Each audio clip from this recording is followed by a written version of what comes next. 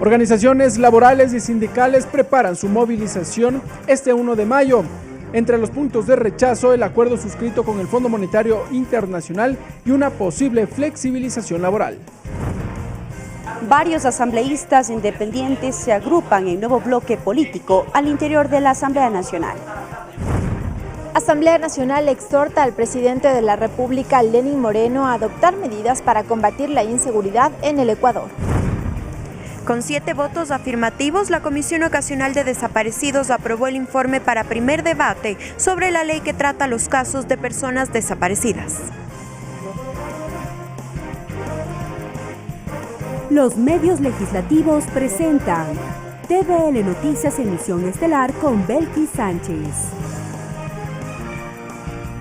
Martes 30 de abril de 2019, saludos a todos y bienvenidos a la emisión estelar de TVL Noticias que llega a ustedes a través de la señal de televisión legislativa del Ecuador. Nos sintonizan también por tvl.asambleanacional.gov.es y por Facebook Live. Enseguida el desarrollo de la información que ha marcado esta jornada.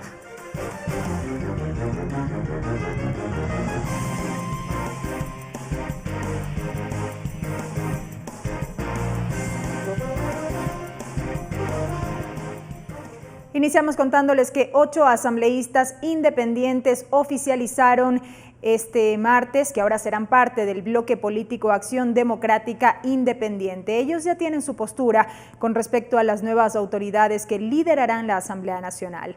De otro lado, aún no se conocen nombres de posibles candidatos. La expectativa crece en el Parlamento. Fortalecer la institucionalidad de la Asamblea es uno de los objetivos del nuevo bloque político conformado por varios asambleístas independientes. Son denominados Acción Democrática Independiente. De cara a la reestructuración de autoridades del Parlamento, ellos ya tienen su postura. Nuestro afán es el de aportar para la reinstitucionalización del Ecuador y tampoco prestarnos para la desestabilización democrática. El problema radica en que no puede seguir una asamblea con mayorías móviles y supeditada a una agenda exclusivamente de la pugna que se da en un partido único. Muchos nombres suenan, pero aún no se concretan. Lo que sí está claro es que los diálogos entre bancadas continúan. Alianza País y Aliados tampoco define candidatos. Lo que prevalecerá será la agenda legislativa. Lo dijo Ana Belén Marín, de la bancada oficialista. Yo, más allá de los nombres, como siempre me mantengo, es que nosotros estamos buscando el mejor perfil para que la Asamblea Nacional pueda obtener los resultados que requiere. Una agenda legislativa proyectada en 2 años, el tener la estabilidad, la gobernabilidad, la parte democrática, la inserción y la participación de todas las bancadas de las fuerzas políticas que existen en este momento. Desde las filas del Social Cristiano también van por la línea de estructurar el trabajo de la Asamblea. La legisladora Cristina Reyes no adelantó nombres, reiteró que los diálogos siguen. E implemente una real agenda ciudadana, no partidista, en 4 temas fundamentales: empleo productivo, seguridad ciudadana, seguridad social, que se cae a pedazos en el país, y una lucha sin cuartel a la corrupción. En cambio, la legisladora May Montaño, independiente, sostiene que la autoridad que lidere la Asamblea no deberá pertenecer a las filas del oficialismo, y menos de los ex Alianza País. Pero mi interés, mi deseo es que ni correístas ni morenistas conduzcan la Asamblea para que haya un verdadero cambio. Un criterio que no comparte el asambleísta Pavel Muñoz de la Revolución Ciudadana. Hay mucha más conciencia hoy que no cabe ponerle al país en un debate de correístas y morenistas. Esto me parece que al país le ha hecho mucho daño. La supuesta descorreización no es sino un acelerado proceso de desinstitucionalización del país. La Ley Orgánica de la Función Legislativa, artículo 10, determina que la Asamblea Nacional, sin necesidad de convocatoria, el 14 de mayo designará sus autoridades. Las y los asambleístas presentarán candidaturas para las siguientes dignidades: presidente o presidente, primera vicepresidenta o vicepresidente, segunda vicepresidenta o vicepresidente, primer vocal, segundo vocal, tercer vocal y cuarto vocal. Mariela Logroño, TVL Noticias. Les contamos que Ruth Arregui fue posesionada ante el Pleno de la Asamblea Nacional como la nueva superintendenta de bancos, cargo que ostentará durante los próximos 5 años. Tras su designación manifestó que está a la espera de los informes sobre cómo recibe la institución. Además, resaltó que su perfil es netamente técnico, por lo que tratará de incorporar mecanismos internacionales para mejorar el funcionamiento de la superintendencia. Arregui dijo estar presta para trabajar de manera articulada junto con la Asamblea en legislación vinculada a la institución a la que representa a favor de los ciudadanos. Hay cosas que se deben llevar a mejores prácticas. Hay que revisar el Código Orgánico Monetario y Financiero, por supuesto, porque hay que llevarle también al sistema financiero a ser más eficiente. Eso quiere decir innovación, ¿no es cierto? Significa modernización, significa mejorar los procesos de los mismos bancos. Y en lo que haya necesidad, ¿no es cierto?, estaremos siempre prestos a colaborar con las autoridades, además con las otras autoridades. Está la UAFE, están las mismas otras superintendencias, la de la economía popular y solidaria, y siempre buscando la mejora, digamos, para el país en su conjunto, porque creo que el país en su conjunto necesita realmente procesos de cambio.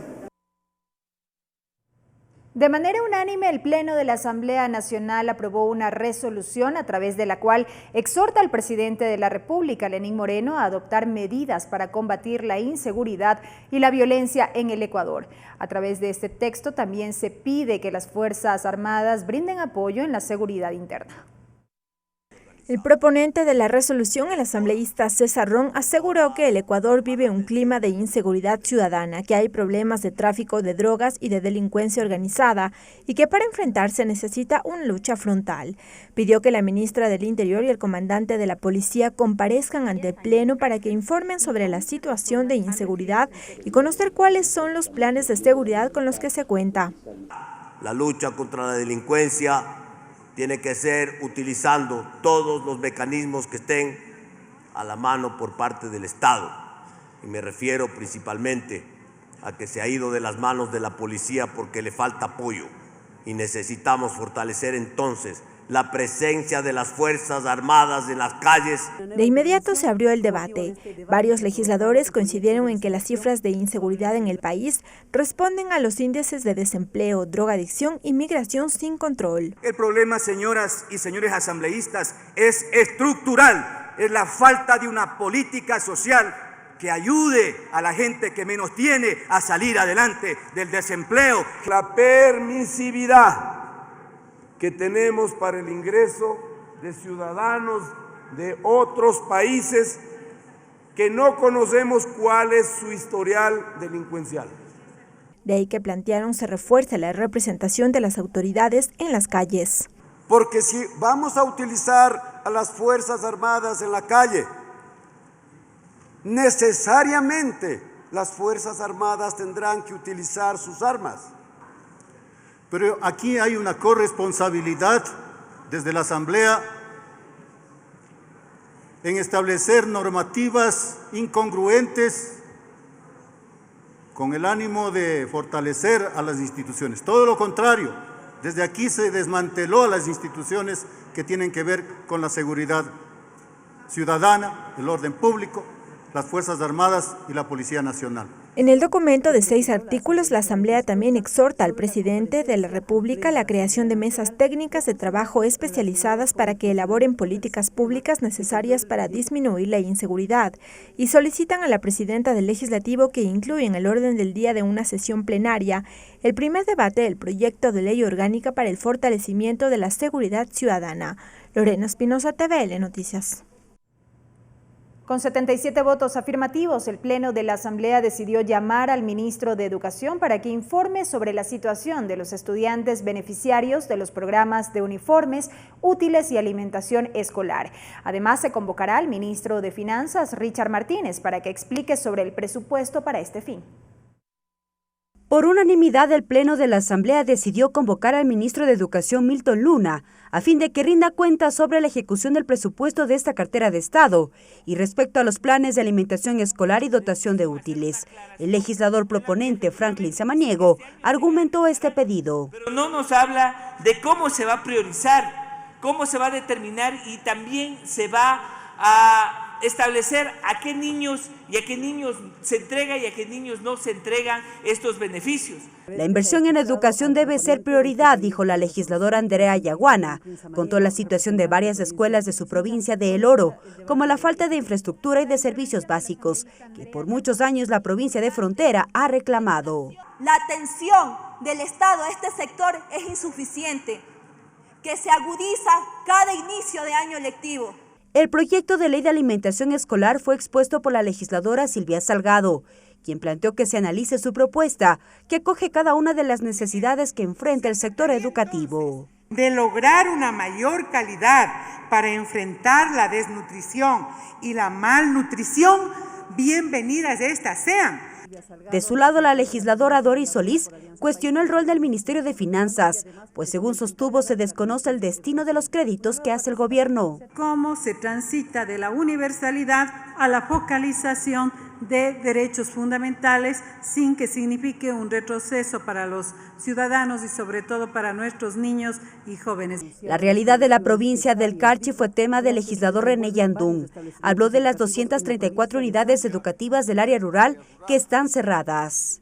Y se está pensando en la reapertura de estas escuelas. Lo que no se está pensando es el cómo y el cuándo.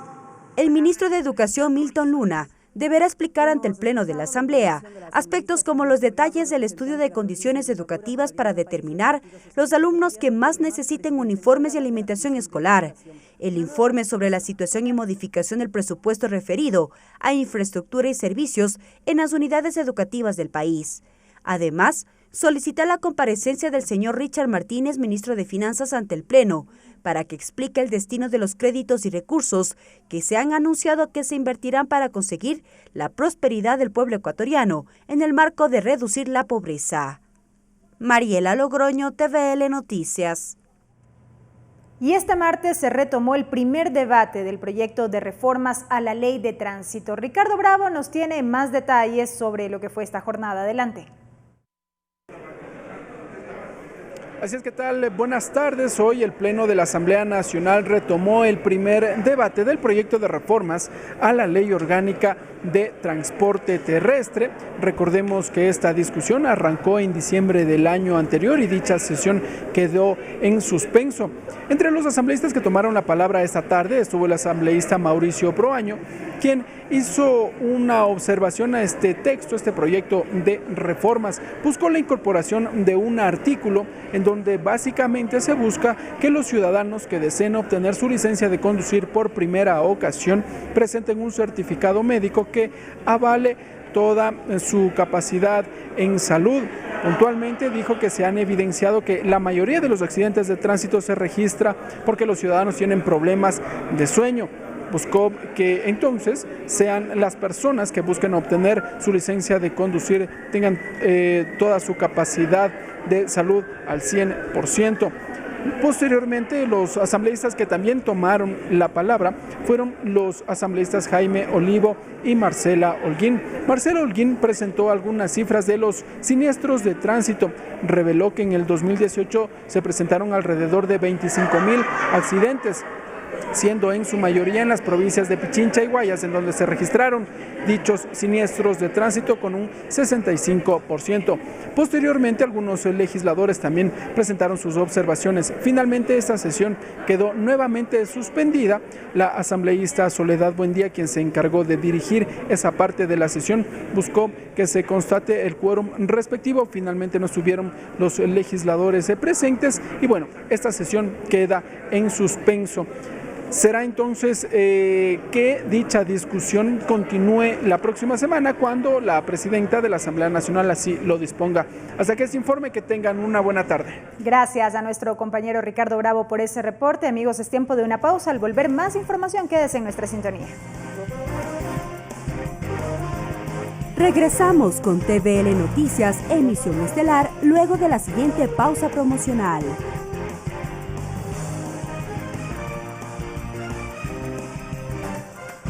Continuamos con TVL Noticias, emisión estelar. Seguimos con más información, amigos. Gracias por acompañarnos. Les contamos que mediante decreto ejecutivo número 729, el presidente de la República, Lenín Moreno Garcés, dispuso derogar el decreto 726 de fecha 25 de abril y con ello disponer la suspensión de la jornada de trabajo del día miércoles 1 de mayo de 2019 para todos los trabajadores del sector privado y servidores del sector público por la conmemoración del Día Internacional del Trabajo. Según este documento, la jornada de trabajo suspendida el día 1 de mayo del presente año será recuperada en el sector público en razón de 1 hora diaria adicional durante 8 días a partir del 6 de mayo de 2019. El sector privado podrá acogerse a esta compensación conforme lo estime pertinente y según la particularidad de las necesidades del empleador. Durante la suspensión de la jornada de trabajo se deberá garantizar la provisión de los servicios públicos básicos, en los cuales las máximas autoridades de las instituciones, entidades, organismos del sector público deberán disponer que se cuente con el personal mínimo que permita atender satisfactoriamente las demandas de la colectividad. Una vez que se conoció de este decreto ejecutivo número 729, el Ministerio de Educación emitió un comunicado oficial a través del cual se informa que este miércoles 1 de mayo, Día Internacional del Trabajo, se suspenden las clases para docentes, estudiantes y personal administrativo en las instituciones educativas públicas, municipales, particulares y fiscomisionales en jornada matutina y vespertina y en modalidades ordinarias y extraordinarias. La recuperación de actividades académicas en este ciclo deberá ser acordada entre los miembros de la comunidad educativa y notificada oficialmente al Distrito Educativo hasta el 6 de mayo del presente año, indica este comunicado oficial del Ministerio de Educación. Asambleístas de diversas bancadas apoyan la movilización prevista para este 1 de mayo. El acuerdo con el Fondo Monetario Internacional y una posible flexibilización laboral están en la lista de reclamo de los trabajadores. El Día Internacional de los Trabajadores, o 1 de mayo, es la conmemoración del movimiento obrero mundial. Es una jornada que se ha utilizado habitualmente para realizar diferentes reivindicaciones sociales y laborales a favor de la clase trabajadora.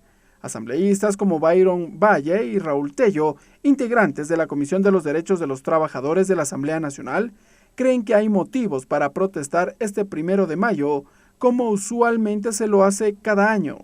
Ponerle alto a tantos despidos que hay en el sector público. Los servidores públicos ya no tienen protección de nada. Tampoco se ha dado respuestas porque no ha habido generación de empleo, por el contrario, ha existido pérdida de plazas de trabajo. Las centrales sindicales han convocado para la jornada de movilizaciones de miércoles. El Parlamento Laboral y el Frente Unitario de Trabajadores han señalado su rechazo a las medidas económicas del gobierno central, el acuerdo con el Fondo Monetario Internacional y una posible flexibilización laboral. La pregunta es, si es que en algún lado del mundo este recetario del Fondo Monetario Internacional ha resuelto los problemas que los trabajadores y los pueblos han tenido en cada uno de los países. Y vemos que esto efectivamente nunca se ha dado. Una empresa pública a la que le disminuye usted la carga laboral se hace más atractiva para el privatizador. Mientras que desde el ala oficialista, Ana Belén Marín cree que ese tipo de medidas deben analizarse con cabeza fría. Considero que se lo está satanizando de alguna manera, por decirlo así. Evidentemente son cosas complicadas y el Fondo Monetario Internacional nos está en este momento apoyando y respaldando.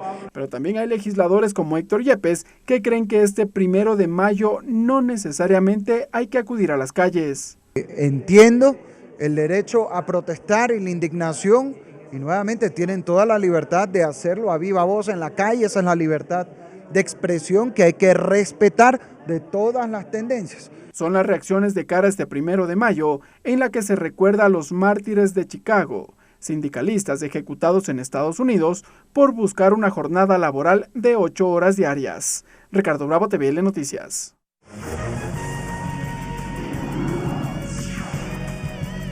Entrevista. Y precisamente como antesala a la jornada de movilización prevista para este miércoles 1 de mayo, fecha en que se conmemora el Día Internacional del Trabajo, logramos una entrevista con José Villavicencio, quien es presidente de turno del Frente Unitario de Trabajadores. La revisamos enseguida. José Villavicencio, presidente nacional de la Unión General de Trabajadores del Ecuador, presidente de turno del Frente Unitario de Trabajadores. Señor Villavicencio, bienvenido a TVL Noticias. Un gusto, buenas tardes, saludarles a nombre del Frente Unitario y nuestra central sindical UGT. Lo veíamos en un reportaje precedente, las centrales sindicales se preparan para esta jornada de movilización este 1 de mayo, en donde además tuvimos en las últimas horas esta decisión del gobierno de decretar feriado todo el día, precisamente a propósito de estas movilizaciones convocadas. Una primera lectura respecto de lo que fue este último decreto. El presidente Moreno, luego del pedido que ha hecho, o el planteamiento que ha hecho el Frente Unitario, las organizaciones sociales y populares de este país, en el ámbito de que se respete el Día Internacional del Trabajo, porque no es un día de descanso, sino un día donde se conmemoran los 133 años de la masacre de Chicago. En nuestro país está en vigencia el respeto el 1 de mayo de 1915. El presidente ha derogado el 726, donde establecía trabajar jornada parcial. Y hoy, se trabajaba hasta las 12:30 del día. Y hoy el presidente ha derogado ese decreto y establece un decreto donde se va a respetar el Día Internacional del Trabajo, que nosotros consideramos que es una victoria de los trabajadores y del pueblo ecuatoriano, y aquí ganan los trabajadores en particular. Pero si bien incidió este pedido de las centrales sindicales, ¿cómo es que primero tuvimos un decreto que establecía la jornada de trabajo hasta las 12:30 y finalmente el gobierno reculó y estableció esta jornada todo el día? Me parece que el señor presidente de los ecuatorianos le asesoraron mal en el tema de establecer un decreto de que al trabajar hasta las 12:30 era que los trabajadores íbamos a acatar, y nosotros hemos planteado que el Día Internacional del Trabajo es el día universal, donde se ha respetado y lo han respetado hasta los mismos gobiernos fascistas a nivel mundial o los gobiernos reaccionarios. Y en ese marco, entonces, el presidente, luego de que hemos podido discutir, debatir, ha omitido un nuevo decreto respetando el Día Internacional del Trabajo, que es muy importante para los trabajadores del país y para todo el mundo entero. Si bien la jornada de movilización el 1 de mayo en nuestro país es histórica, ¿qué demandan las organizaciones sindicales en este 2019? Primero, nosotros decimos de que conmemoramos los mártires de Chicago, pero también es importante, y nosotros hemos planteado el tema de que se respeten los derechos individuales y colectivos de los trabajadores. Y decimos esto porque hoy se discute el tema de la famosa Carta de Intención del Fondo Monetario Internacional, donde se plantean diferentes reformas, entre ellas las reformas tributarias, el tema de las concesiones en el país. Y una eventual reforma laboral. Y una eventual reforma, que eso es lo que nos preocupa a los trabajadores. Primero, el Frente Unitario, los trabajadores estamos predispuestos a discutir una nueva ley.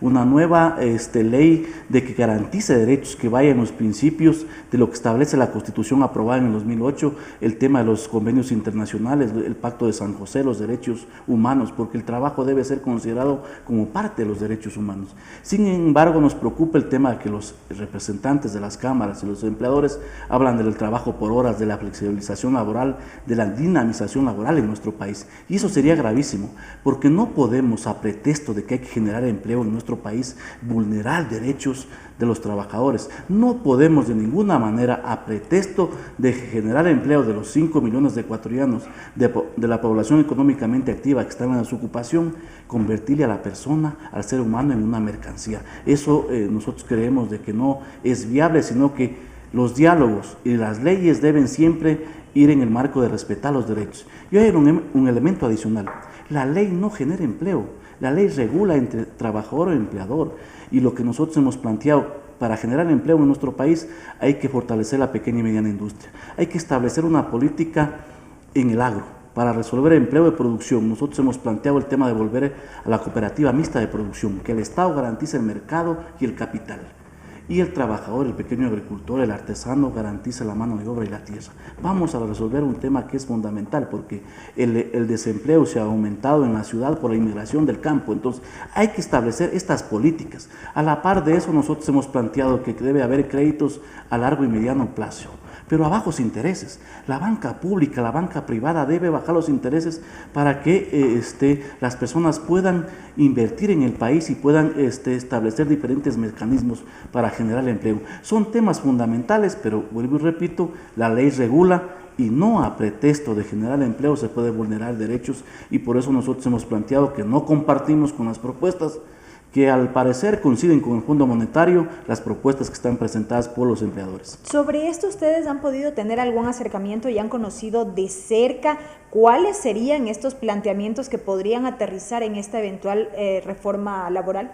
No conocemos todavía ya en escrito, si cabe el término, cuáles son las propuestas, pero cuando ya se viene pronunciando a nivel nacional por parte de los diferentes representantes de las cámaras cuál es la intención, es evidente que lo que ellos buscan es el trabajo por horas, la flexibilización laboral, por ende estarían eliminando la libertad sindical, la contratación colectiva, el derecho a la huelga y un tema de que siempre ha sido una aspiración de ellos, eliminar la jubilación patronal en nuestro país, porque ellos dicen que existe en nuestro país doble jubilación, la patronal y la del IES. Y entonces no hace falta conocer ya en documento físico la propuesta, si ya sus voceros vienen con esa política y nosotros decimos eso no puede ser viable, y entonces creemos de que el mecanismo para generar empleo debe ir siempre enmarcado en respetar los derechos individuales y colectivos. Y no pasa porque los trabajadores o los dirigentes sindicales estamos defendiendo a quien hoy ya tienen un empleo. No, los trabajadores que hoy ya tienen un empleo tienen derechos adquiridos, pero sí nos preocupa que los 5 millones de ecuatorianos se les convierta en mercancía, eliminar el 13º sueldo, el 14º sueldo. Entonces, a pretexto de generar empleo, no se puede permitir que se vulneren esos derechos. ¿Qué dice el Frente Unitario de Trabajadores frente a esta medida que ha debido adoptar el gobierno nacional? Han alegado que responde precisamente a la situación económica del país y que tiene que ver con la desvinculación de miles de trabajadores del sector público. En los últimos días hemos visto, por ejemplo, lo ocurrido con la desvinculación con trabajadores de CNT, por ejemplo. Mire, es evidente de que el crédito histórico con el Fondo Monetario tiene sus consecuencias, y esas consecuencias las está pagando el pueblo ecuatoriano, porque hay un antes y va a haber un después que es más grave. El antes incrementa los precios de los combustibles, 11.860 despedidos, pero hoy se habla de que se pretendería desvincular a más de 35.000 servidores públicos que tienen contrato ocasional, o tienen un nombramiento provisional. Eso es gravísimo, porque entonces se está aplicando las recetas del Fondo Monetario Internacional, y entonces nosotros consideramos que para resolver la situación de nuestro país no pasa por desvincular a los trabajadores, porque no se debe descargar la crisis en las espaldas del pueblo ecuatoriano en los trabajadores. Entonces es un tema, más despedidos. Segundo, tiene que ver con las reformas tributarias, subir el IVA del 12 al 15%, incremento de la canasta de productos de primera necesidad, más allá que nos han de salir a decir que no. Tercero, el tema de las concesiones. Se pretende seguir con la política de concesionar a las empresas estatales, que los dueños son los 16 millones de ecuatorianos. Y ahí el señor Cuesta ha dicho claramente que se van a desvincular de los 8.000, más o menos que hoy están en CNT, para poner un ejemplo, se van a desvincular 6.000. Entonces, con el pretexto o con el argumento de que somos mal administradores en el sector público, y nosotros decimos, si es que hay una mala administración hay que corregir, hay que tomar medidas, pero a pretexto de eso no se puede entregar al sector privado, porque si vamos al sector privado también podemos decir que no son buenos administradores. Por eso podemos poner un ejemplo, que hubo el feriado bancario, y entonces con ese argumento no puede de ninguna manera pasar el tema de las concesiones. Nosotros hemos dicho, si el presidente plantea concesiones, nosotros decimos consulta popular, para que sea el pueblo quien se pronuncie, sea el soberano quien se pronuncie si está de acuerdo o no con estas medidas. Brevemente, señor Villavicencio, ¿qué ocurrió con el diálogo entre el gobierno nacional y los trabajadores? Nosotros hemos planteado siempre estar predispuestos a discutir, a debatir. Sin embargo, no tienen que haber condicionamientos.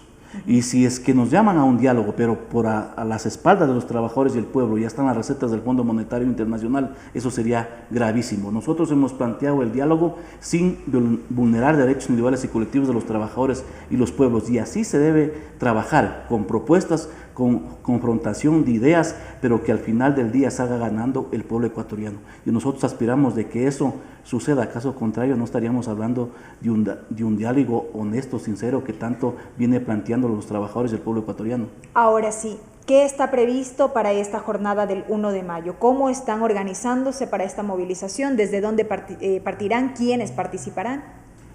En el 1 de mayo nosotros vamos a hacer la movilización a nivel nacional, en las principales calles y plazas del país, a partir de las 8:30 de la mañana. En lo que es la ciudad de Quito estaremos 8:30 en la Caja del IES, iremos por la 10 de agosto, Guayaquil, hasta llegar a la Plaza San Francisco con nuestras banderas que ya hemos planteado. También queremos anunciar al pueblo ecuatoriano que el 1 de mayo daremos a conocer nuevos integrantes a la Comisión Nacional Anticorrupción para, desde parte de la ciudadanía, desde parte de las organizaciones sindicales y sociales, seguir denunciando la corrupción y la impunidad en nuestro país. Ese llamado al pueblo ecuatoriano, a las organizaciones sindicales y sociales, a participar el Día Internacional del Trabajo. ¿Tienen previsto allí algún acercamiento con el Ejecutivo en esa jornada, en lo posterior?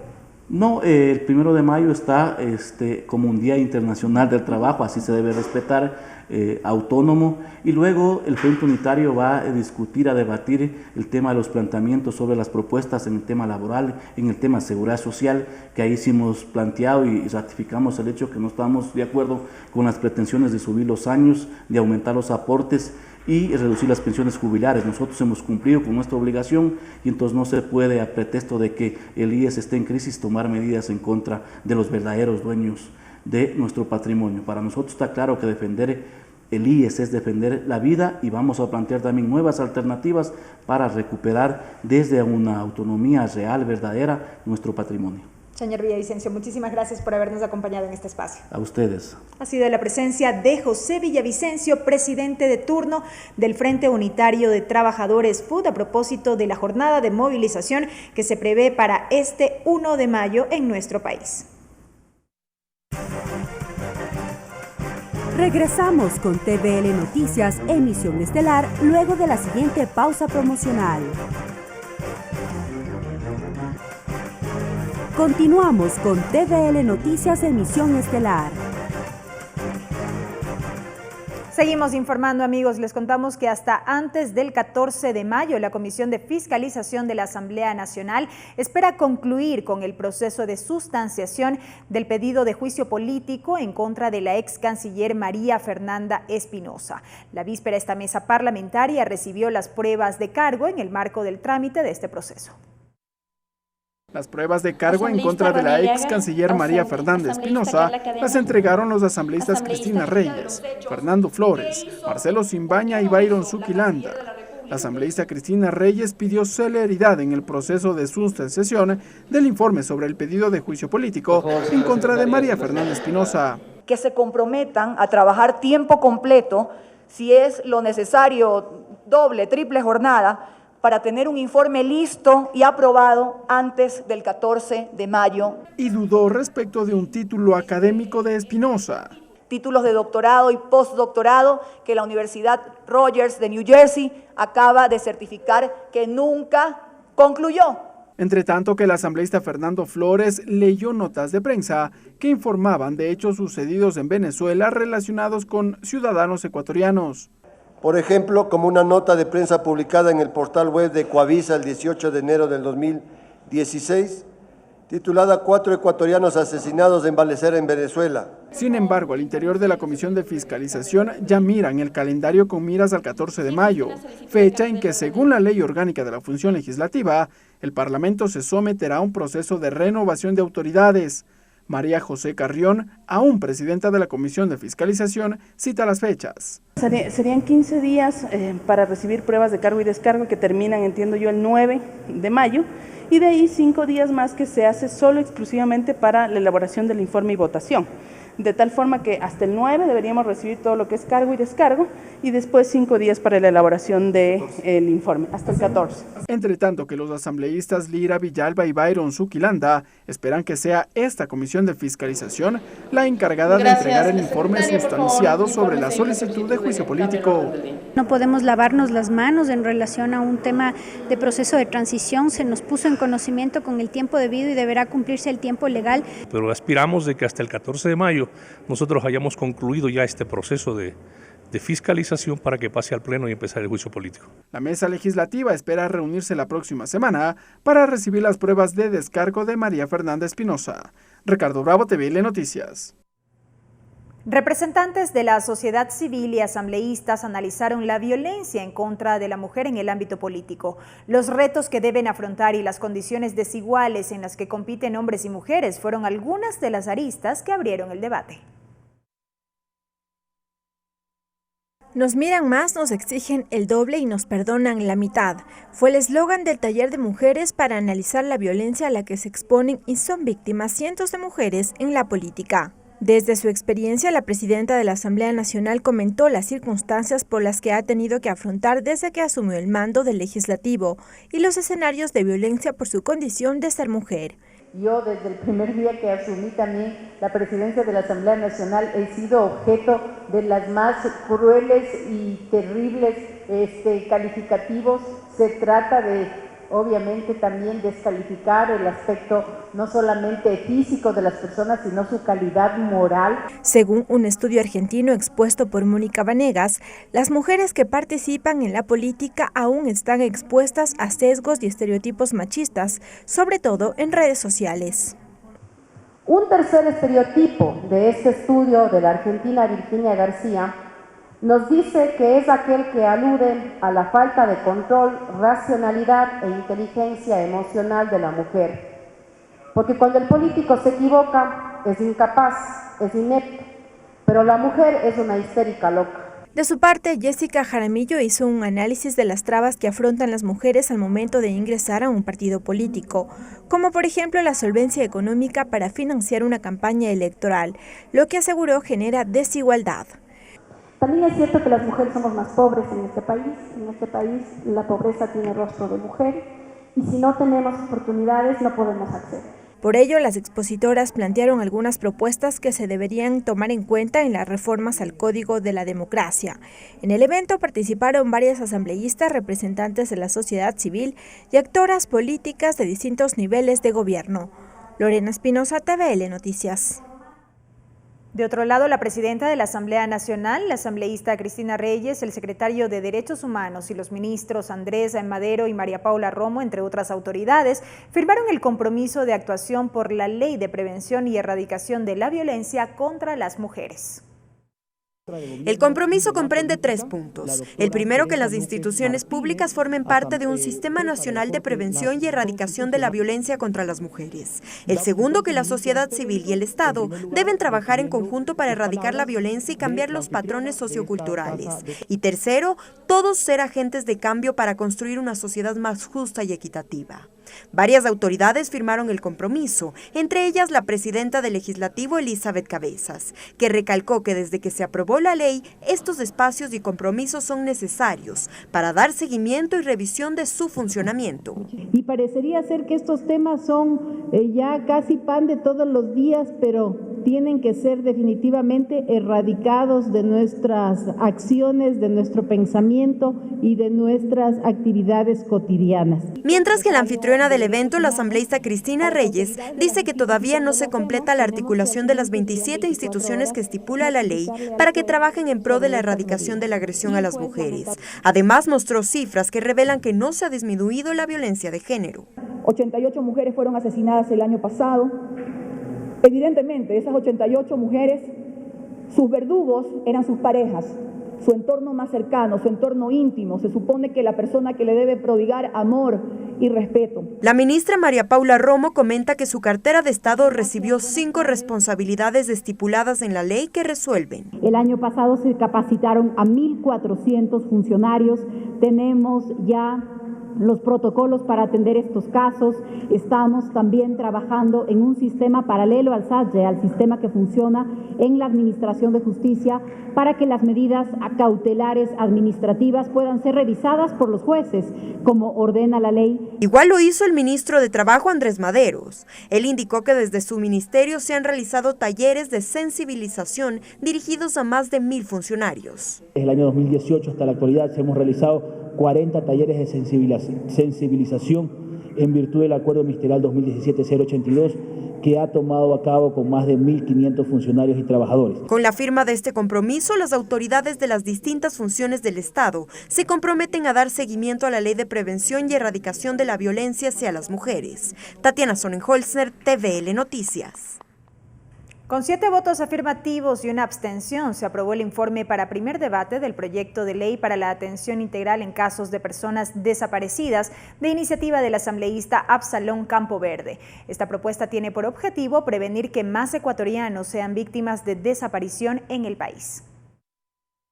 Según un informe de la Dirección Nacional de Delitos contra la Vida, Muertes Violentas, DINASED, 4.481 denuncias de personas desaparecidas fueron registradas en 2014. De esa cantidad, 4.056 fueron resueltas y 425 estaban en investigación. Sin embargo, estas cifras no coinciden con las de la Policía Nacional, ni con los datos de Fiscalía, ni con los registros del Comité de Lucha contra la Violencia, Desapariciones y Femicidios. Es por ello que la Comisión Ocasional de Desaparecidos trabajó en el proyecto de ley para la atención de casos de personas desaparecidas, con el objetivo de articular las instituciones para que trabajen coordinadamente en la prevención de estos casos y en el registro único de desaparecidos. Así lo explica el asambleísta Gabriela Larreategui. Que se crea un sistema para que todas las instituciones que tengan algo que decir en el tema de desaparecidos formen parte de ese sistema y sean responsables de los casos de personas desaparecidas y de la actuación de las diferentes instituciones. El presidente de la mesa ocasional y proponente de esta iniciativa dice que su experiencia personal fue la motivación para crear esta norma, pero la convicción de erradicar las desapariciones en el país, garantizar la búsqueda especializada inmediata y permanente, desde la denuncia hasta su localización, es la razón de este proyecto de ley. Quienes tenemos familiares o nuestros seres queridos desaparecidos, pues no tendríamos la suerte de que esta ley nos coja a nosotros, porque la ley no tiene carácter retroactivo. Sin embargo, trabajamos a futuro y lo hemos hecho con mucho cariño. Y lo digo porque primero hemos logrado la primera etapa, que es la prevención. Uno de los temas que tuvo que resolver la Comisión Ocasional fue no interferir con las reformas al Código Orgánico Integral Penal, para que no exista duplicidad en las leyes. El asambleísta Marcelo Simbaña dice que no existe esto en la norma y que más bien es un refuerzo para otras leyes. Es un refuerzo y no una duplicidad, porque lo que se trata es de articular y coordinar acciones de forma expedita con todos los demás organismos. Esa es la idea. Con 7 votos positivos y una abstención del asambleísta Jaime Olivo, se aprobó este informe para primer debate. Ahora deberá ser considerado en el orden del día de una sesión plenaria y recoger las propuestas para segundo y definitivo debate. Tatiana Sonnenholzner, TVL Noticias. La Comisión Ocasional para tratar temas y normas sobre niñez y adolescencia recibió a Andrea Guerrero, representante de la Defensoría Pública, en el marco de la implementación del Plan de Trabajo sobre Espacios Libres de Violencia. Guerrero entregó el informe trimestral del Comité de Acceso a la Justicia de Niños, Niñas y Adolescentes víctimas de violencia sexual y comunicó a la mesa sobre los resultados obtenidos dentro del proceso de capacitación a las unidades educativas y sobre los protocolos implementados desde la Defensoría Pública para la atención a víctimas de violencia sexual. En el ámbito de nuestras competencias se ha elaborado un plan de trabajo que consistió en armonizar la normativa de todas las instituciones participantes a fin de alienarlas en los principios de interés superior del niño, prioridad absoluta y obligación de denuncia, generando un procedimiento único a ser aplicado por todas las instituciones y a la vez sea socializado para todas las personas.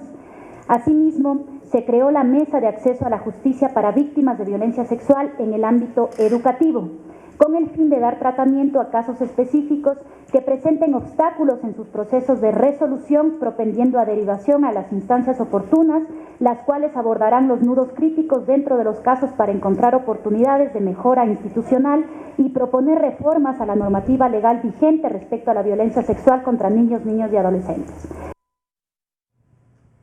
Y el informe para segundo debate del proyecto de reforma integral a la Ley Orgánica de Educación Intercultural estaría listo en la segunda semana del mes de mayo. La Comisión de Educación de la Asamblea discute aspectos como la recategorización de los docentes. Silvia Salgado, presidenta encargada de la Comisión de Educación, así lo reveló. Uno de los aspectos que contiene el proyecto de reformas a la Ley Orgánica de Educación Intercultural es la recategorización a los docentes. Hoy estamos proponiendo la recategorización automática.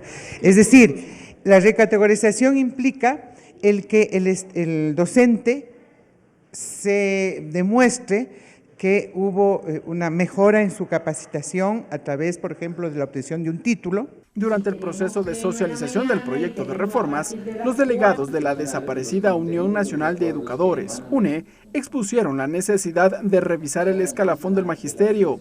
Silvia Salgado aclara que los parámetros de evaluación se mantendrán. Pero cada 5 años, por ejemplo, tiene la posibilidad de sacar un título o de reconocer su trayectoria de trabajo o de alguna investigación o un trabajo especializado. El asambleísta Israel Cruz explica que con ello se dará paso a la revisión salarial de los docentes. Claro, porque hay maestros, como bien ustedes hicieron la pregunta, que están trabajando 20, 15 años, 10 años y lógicamente están ganando el sueldo básico, mientras que hay otros profesores nuevos que ingresan y ganan un poco más. La Comisión de Educación espera reunirse la próxima semana para redactar el informe para segundo debate del proyecto de reformas. Ricardo Bravo, TVL Noticias. Y nuevamente, amigos, es momento de una pausa. Al volver, más información en la emisión estelar de TVL Noticias. Quédese en nuestra sintonía.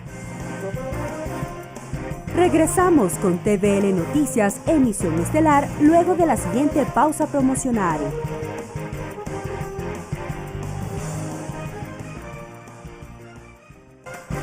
Continuamos con TVL Noticias, emisión estelar. Y les contamos que la Asamblea Nacional fue el escenario para exponer la muestra pictórica de Ramsés Maldonado, quien a sus cortos 11 años de edad ya cuenta con alrededor de 1.300 obras. Durante la exposición se presentó oficialmente el libro Ramsés Maldonado y sus pinceladas mágicas. A través del siguiente reportaje conozcamos más del pequeño artista. El arte religioso, paisajes, rostros, entre otros, forman parte de los lienzos pintados por Ramsés Maldonado, un niño talento que inició en el arte de la pintura desde los 5 años de edad. Con 11 años, ha pintado ya más de 1.300 obras expuestas a nivel nacional e internacional. En compañía de sus familiares, el pequeño gran artista presentó a la Asamblea Nacional el libro Ramsés Maldonado y sus pinceladas mágicas, que plasma sus obras. Su padre, Edwin Maldonado, a través de anécdotas, contó cómo su hijo se inmiscuyó en el mundo de la pintura. Ramsés, a los 5 años, solo me dijo, papi, cómprame acuarelas. Y bueno, yo le dije, como tanto molesta, toma tus acuarelas. Después de 1 hora yo subí al departamento y le vi que ha hecho un paisaje que ha copiado de un periódico, exactamente igual. De un tamaño de unos 5 centímetros, él lo hizo en un tamaño de 30 por 40 aproximadamente. Claro, estaba bañado en pintura primero. Y en vez de castigarle, como haríamos todos los padres o la mayoría, lo que me reí y le dije, Ramsés, déjale ese cuadro porque le voy a exponer. La presidenta de la Asamblea Nacional, Elizabeth Cabezas, recibió de manos de Ramsés Maldonado su primera obra. La autoridad reconoció el talento del artista, al tiempo que se comprometió a abrir espacios que permitan exponer sus obras de arte. Darles una oportunidad de que estos pasillos, que estos salones, que este edificio se convierta en una galería de arte. Ramsés Maldonado aprovechó la oportunidad para aconsejar a los niños y jóvenes a perseguir sus sueños. Pueden seguirlo haciendo sus sueños con empeño, dedicación, amor y pasión, con trabajo duro y nunca rendirse. Ramsés tiene entre sus trabajos el retrato del presidente de la República, Lenín Moreno, del alcalde de Quito, Mauricio Rodas, de Eloy Alfaro y el mural de Eugenio Espejo. Mariela Logroño, TVL Noticias. Y les contamos que la noche de este lunes 29 de abril en la cancha San Sebastián, en el sector de La Marín, en Quito, se celebró la final del campeonato de fútbol de la Asociación de Servidores Legislativos ASOCEL de la Asamblea Nacional. En esta edición se premió al primer y segundo puesto en las categorías hombres y mujeres. El primer puesto del equipo masculino se lo llevó la escolta legislativa y la copa en el equipo femenino la levantaron las divas. Se trata de un equipo conformado por mujeres de distintas áreas del Parlamento. Los demás equipos fueron premiados con medallas en reconocimiento a su participación en este campeonato interno de la Asamblea Nacional. Felicitaciones.